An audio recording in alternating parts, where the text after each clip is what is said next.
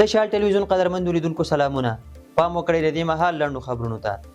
کابل هوایي ډګر کې پر امریکایي پوځیانو د ځانمرګي برید په تور نیول شوی وګړی امریکا ته ولېږدول شو. د امریکا د فدرال تحقیقاتي ادارې مشر په خپله ایکس پاڼه د انځور خپور کړی او لیکلي چې په کابل هوایي ډګر کې د امریکایي سرتیرو پر وژلو تورن محمد شریف الله نیول شوی او 13 شپه امریکا ته رسول شوی چې عدالت ته وړاندې شي. د امریکا ولسمشر ډونالډ ټرمپ هم پرون چهارشنبه کانګرس سره وینا پر مهال ویلي و چې هیواد د پاکستان په مرسته د افغانستان څخه د امریکا د وتلو پر مهال له کابل هوایي ډګر د ځانمرګي برید طرح نیولی دی. نوموړي د یاد کس د نیولو په برخه کې د پاکستان له همکارۍ هم مننه کړې وه. هغه زیاته کړې وه د هغو 14 سرتیرو کورنیو لپاره یوه مهمه ورځ ده چې په دغه برید کې وژل شوي وو. د راپورونو له مخې په 2021 میلادي کال کې د افغانستان څخه د انتقال د ماموریت پر مهال د کابل د هوایي ډګر مخې ته ځانمرګي برید وشو چې 14 امریکایي سرتیري او څه باندې 170 افغانان پکې وژل شو. د داعش خراسان ډلې ادعا کړې وه چې دا برید هغوی کړی دی. مولوي عبدالکبیر د تورخم دروازې خلاصون په اړه کابل کې د اسلام آباد له سفیر سره لیدنه ترسره کړې ده. د طالبانو حکومت د کډوالو او بیرته راستنیدونکو چارو وزیر مولوي عبدالکبیر د پاکستان له سفیر عبدالرحمن نظامانی سره په کتنه کې ویلي چې په تورخم بندر کې د تخریبي کړنو مخه ونیول شي.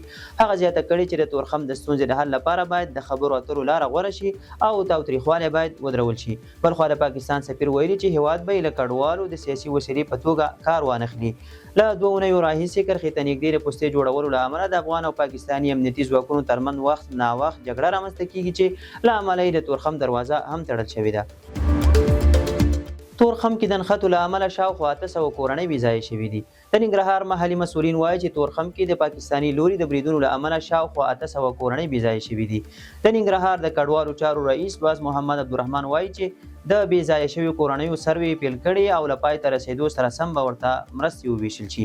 بلخوا بې ځایه شویو وګړو هم له حکومت او مؤسسو غوښتي چې له دوی سره بیړنۍ مرستې وکړي. دا په داسې حال کې ده چې له تېرو 2 اونیو راهیسې تورخم دروازه تړل شوې او وخت ناوخت د افغان او امنیتي ځواکونو ترمنځ د یوې پوستې جوړولو پر سر د ډزو تبادله کیږي. امریکا غواړي دغه هیواد ته د افغانانو او پاکستانیانو په ورتګ بندیز ولګوي.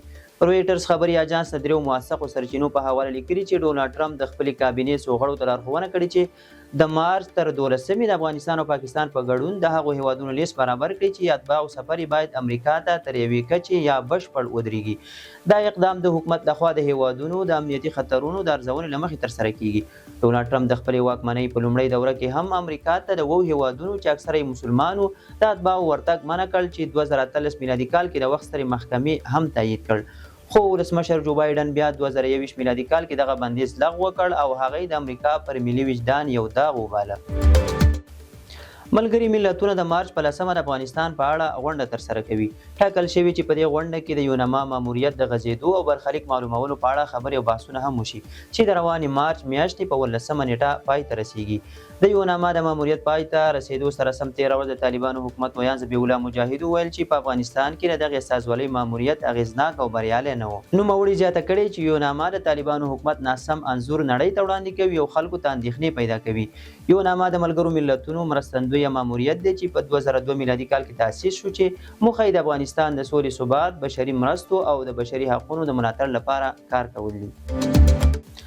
حج او اوقاف وزارت ویلي چې هیڅ څوک د بیت المال په پیسو حج ته نه استول کیږي. د ارشاد حج او اوقاف وزارت ویلي چې په ټول هیواد کې پر حج غوښتونکو ترلاسه شوې سهمیه په شفافه توګه ویشلې ده.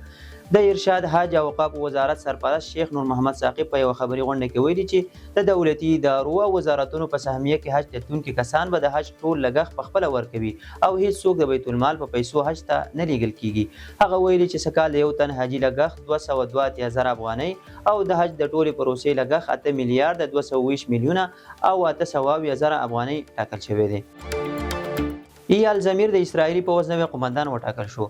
رویټرز خبري اجانس خبر ورکړی چې متقاعد جنرال ایال زمیر د اسرائیلي پوځ نوی قومندان وټاکل شو. د اسرائیل لومړي وزیر بنیامین نتنیاهو د ایال زمیر د معرفي په مراسمو کې وویل چې تل ابیب باید د خپلې جګړې ټول اهداف ترلاسه کړي.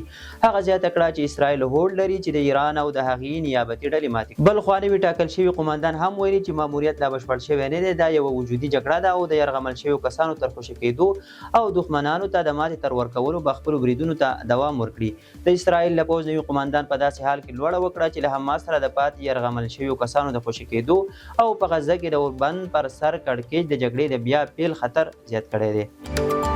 ټرمپ له حماس غوښتي چې یرغمل اسرائیلیان خوشي کړي ګنې پایله به خطرناکه وي. د متحده ایالاتو ولسمشر ډونالډ ټرمپ حماس ته د وروستي ګواښ په توګه خبرداری ورکړې چې که برمته شوي سملاسي خوشي نه کړي دغه ډله به له ناوړه او خطرناکې پایلې سره مخ شي. ټرمپ په خپله ایکس پاڼه لیکلي چې په خپله ولکه کې د قربانیانو د جسدونو ساتل ناسمه کړنه ده او په وینا یې که هر څوک دغه لار تعقیبوي پایله به یې ناوړه وي. د ټرمپ په وینا متحده ایالات د دغه کړکېچ په ختمېدو کې له اسرائیل بشپړ ملاتړ کوي او د حماس د نه همکارۍ په صورت کې به له دغې ډلې مشران خوندي پاتې نشي. ورته مهال حماس بیا ټرمپ تورن کړی چې نتنیاهو جګړې ته زړه ورکوي او غزه کې د اور بلولو ته تابع نیسي. د امریکا ولسمشر ډونالډ ټرمپ یو 14 کلن ماشوم د مخفي پولیسو په لیږه کې شامل کړ. د رویټرز خبري اژانس راپور له مخې دغه ماشوم چې دانیال نومیږي د مغزو پر سرطان اخته او هیله یې درلوده چې د پولیسو افسر شي. د راپور له مخې نوموړی ډاکټرانو د څو میاشتو د ژوند میلمه ګڼلی. دانیال د غونډې ګډونوالو ته ویلي چې د پولیسو له افسرۍ سره یې مینه درلوده او خوشحاله دی چې دغه هیله یې پوره شو.